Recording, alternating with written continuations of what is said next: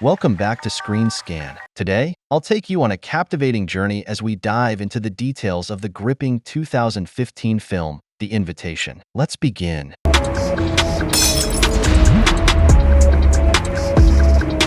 Will, accompanied by his girlfriend Kira, navigates the winding roads of the Hollywood Hills en route to a dinner party invitation at his former residence, now inhabited by his ex-wife Eden, Tammy Blanchard. During their drive, Kira reveals that Eden found her new husband during a period of grief counseling prior to their divorce. Unexpectedly, a coyote darts in front of Will's car, resulting in a collision. Confronted with the injured animal's suffering, Will reluctantly ends its pain with a tire iron. Arriving at the secluded home nestled in the canyons of Los Angeles, Will and Kira step into a scene filled with memories. In a fleeting moment, Will is transported back, recalling a young boy coloring in the living room. Warm greetings welcome them from old friends Tommy and his partner, Miguel, alongside Gina, who mentions her tardy boyfriend, Choi. Amongst familiar faces are former acquaintances Claire and Ben. Eden and her spouse, David, approach Will, initiating a bittersweet reunion. David hints at an impending celebration, setting the tone for the evening. Tommy encourages Will to sample the exquisite wine, emphasizing its rarity. Amidst the clinking of glasses, Will's attention is drawn to a half-clad figure observing him from a nearby room, Sadie, who promptly emerges and joins the introductions. Eden shares the tale of their encounter in Mexico. As conversations flow, Kira recounts the incident with the coyote, prompting David's stern reminder that Will's actions were an act of mercy. As Will slips into the kitchen for a moment of solitude, memories flood back. A haunting recollection of Eden's anguish, her desperate struggle with a knife at the same sink. His reverie is interrupted by Eden's presence in the room. Curiosity piqued, he questions the purpose of the window bars, to which she responds with a tale of past vulnerability and the need for security during solitary days. Eden revisits her experiences in Mexico, emphasizing her newfound liberation from pain. Their conversation is abruptly halted by Ben's intrusion. Eden shares her perspective on grief and pain as mere chemical reactions, subject to change and expulsion from the body. Ben's teasing elicits a momentary attempt at levity from Eden, but his skepticism provokes a sharp response, her hand connecting firmly with his cheek before she exits the room.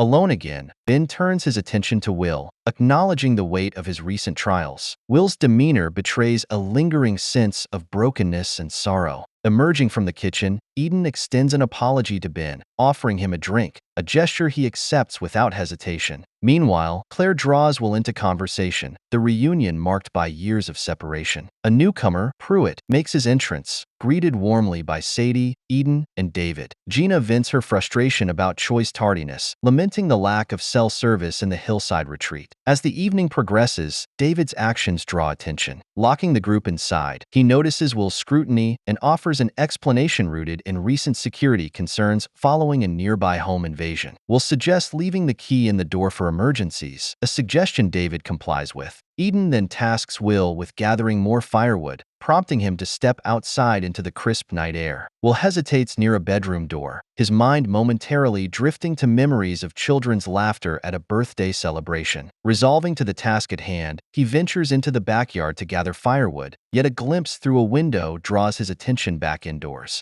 Observing Eden slipping into her bedroom and hastily stashing something away, Will's curiosity is piqued. Upon his return with the firewood, he seizes a clandestine opportunity, slipping into Eden's room unnoticed. Within, he discovers an unlabeled bottle of pills concealed in a nightstand and quietly pockets a few. His gaze drifts towards the master bathroom, triggering a vivid recollection of intimate moments shared with Eden, their young son innocently interrupting to bid them good night. In the living room, chatter fills the air as discussions about Eden, David, Sadie, and Pruitt's involvement in a group known as The Invitation, labeled by some as a cult, unfold. Despite the lighthearted teasing from others, David sheds light on the group's true purpose, a gathering of individuals seeking solace and support amidst grief, now boasting thousands of members worldwide. As curiosity mounts, David proposes showcasing a recruitment video, offering a glimpse into the group's ethos. The video, hosted by a charismatic leader, extols the brain's innate capacity for healing and his mission to rewire traumatic experiences. promising solidarity and transcendence. The footage takes a disturbing turn, depicting a woman surrounded by group members as she chooses to end her life. The unsettling scene leaves non-members visibly shaken, prompting Eden to offer clarification that the woman was terminally ill and consented to her death being filmed to dispel fear. David shares his own journey of battling grief with cocaine before finding solace within the invitation, while Eden expresses a newfound sense of happiness amidst her past anguish. The doorbell rings, prompting Pruitt and David to answer and engage with some unseen neighbors. Meanwhile, Gina approaches Will, apologizing for her distance over the years. She explains that she wanted to give him space to cope with his grief. However, Will's attention is drawn to David at the door. David reassures him that it was merely some neighbors inquiring about a different party. Will shows the pills he took from Eden's bedroom to Miguel, who is a doctor. Miguel identifies them as barbiturates, noting they are only dangerous in large doses. The group is offered more wine, and they all toast. Will confides in Tommy and Miguel about feeling that the night is strange, but Tommy dismisses it as a friendly, harmless reunion. To make amends for the unsettling video, David suggests playing a game he learned from the invitation called I Want, where everyone shares their desires. Sadie starts by expressing her love for everyone, naming each person. She mentions that many people hide their fear, but she loves them regardless. She then passionately kisses Gina on the lips. Gina, in turn, says she wants some of the cocaine David used to use. David actually has some and offers it to her, though Gina initially jokes about it. David insists she wasn't joking, which is the point of the game, and she accepts the offer. Pruitt then shares his desire to talk about his late wife, Margaret. He recounts how she died after a fight, during which he assaulted her, causing her to fall and fatally hit her head. Pruitt served jail time for his actions, but found no peace until joining the invitation, which helped him become a better person. He expresses his hope to reunite with Margaret one day. Claire feels uneasy, sensing they're being sold on the invitation. Sadie interrupts to say, I want to kiss Ben. Ben plays along with a peck, but Sadie kisses him passionately. Tommy jokes that he wants a blowjob. Claire, uncomfortable, announces she wants to leave. David tries to persuade her to stay, but will insist she should be allowed to go if she wants. Claire says her goodbyes, but Pruitt mentions he parked in front of her and needs to move his car. They walk out together, and Will watches them suspiciously from the window. Pruitt moves his car to let Claire out, and Will relaxes a bit, but then he sees Pruitt stop Claire as she's about to drive away. David distracts Will, asking to speak with him alone.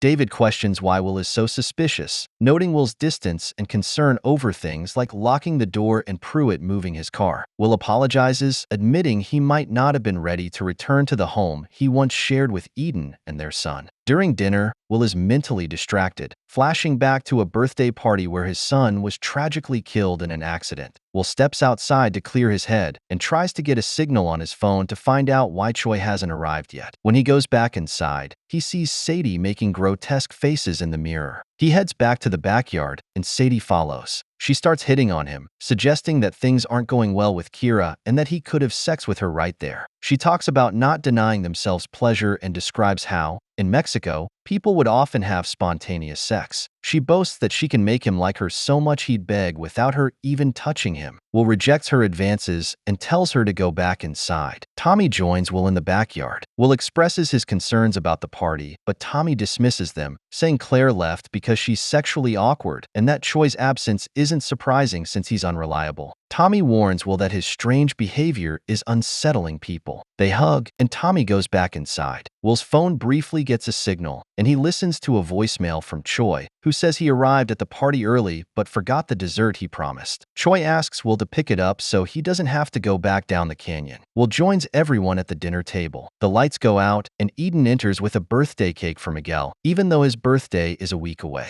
When the lights come back on, Will immediately asks where Choi is, mentioning the message he received saying Choi was right outside. Eden and David insist Choi never arrived, and everyone tries to calm Will down. Frustrated, Will accuses the others of being too polite and demands to know where Choi is. He questions why they were invited after a 2-year absence and why 2 strangers from the cult are present. He criticizes the invitation, calling it a brainwashing tactic that teaches people to erase their grief by denying everything. Will pleads with Eden to tell him where Choi is and confronts David about the bars on the windows and the locked doors. He also reveals he found a large bottle of pills in Eden's room. Kira tries to persuade Will to leave with her, but just then, the doorbell rings. Choi arrives, explaining he had to turn around after getting a call from work. Everyone looks at Will as if he's lost his mind. Tearfully, Will apologizes to Kira for his outburst and for questioning the invitation. Will goes to the bathroom to wash his face and has a flashback to teaching his son how to wash his hands. He then heads to the backyard, where Kira finds him. He admits that he is not okay and is still struggling with the pain of his son's death. He tells Kira he doesn't think she can help him, which upsets her, and she goes back inside. When Will goes back inside, he sees Eden cutting the cake. He asks to see their son's bedroom. Walking through the house, he has a flashback to his son sleeping in the room. Through the window, he notices David in the backyard lighting a red lantern. Will retrieves the laptop with the recruitment video. He watches more of the video where the leader encourages members to not be afraid, promising a reward if they believe and give themselves over. As the leader expresses love to the viewers, Pruitt knocks on the door, telling Will everyone is waiting for him. Upstairs, everyone has been poured another glass of wine. The members of the invitation seem elated. David suggests they take a moment to look at each other, then raise their glasses in a toast to a better world and peace. Gina drinks her wine immediately. Will smashes the glasses out of everyone's hands, warning them not to drink. He tells Kira they need to leave. Sadie goes berserk, accusing Will of ruining everything. She charges at him, and he pushes her away, causing her to hit her head on a dresser. Everyone gathers around, fearing she might be dead, similar to Pruitt's story about his wife. As they try to revive Sadie, Kira points out that Gina isn't breathing and is foaming at the mouth. Miguel tries to revive Gina with CPR, but David shoots him. Pruitt takes the gun from David while Kira, Ben, and Will back away.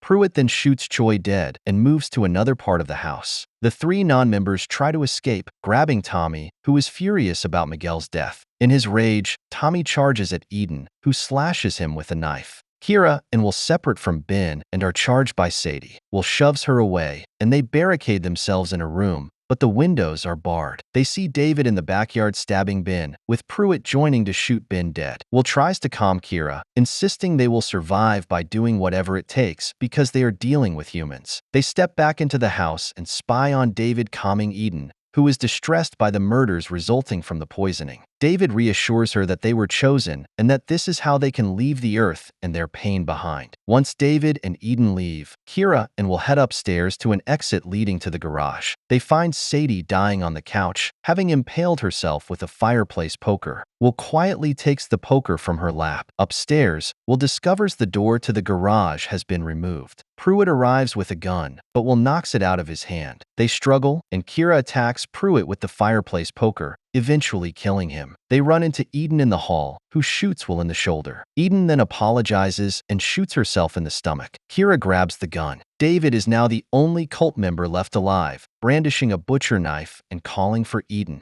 Will informs him that Eden shot herself, to which David responds with relief, saying she's now with them. Kira realizes the gun is empty. Will warns David to stay back, pretending they still have bullets, but David is unafraid, believing it's his time to die. Tommy, having survived his stabbing, tackles David to the ground and stabs him in the stomach, killing him. Nearby, Eden is still alive but gravely wounded. Through tears, she tells Will she misses their son and asks him to take her outside to die. Will carries her out, and with Kira and Tommy, they watch as Eden takes her last breaths. The distant sounds of sirens, barking dogs, faint screams, and helicopters fill the air. Tommy goes back inside to retrieve Miguel's body, while Kira and Will move to the side of the hill. They see the hillside lit up with red lanterns, realizing their ordeal was not isolated. Thousands of cult members were carrying out the same plan that night. For more insights and breakdowns of intriguing films like this, don't forget to subscribe, turn on notifications, and leave a like to support the channel.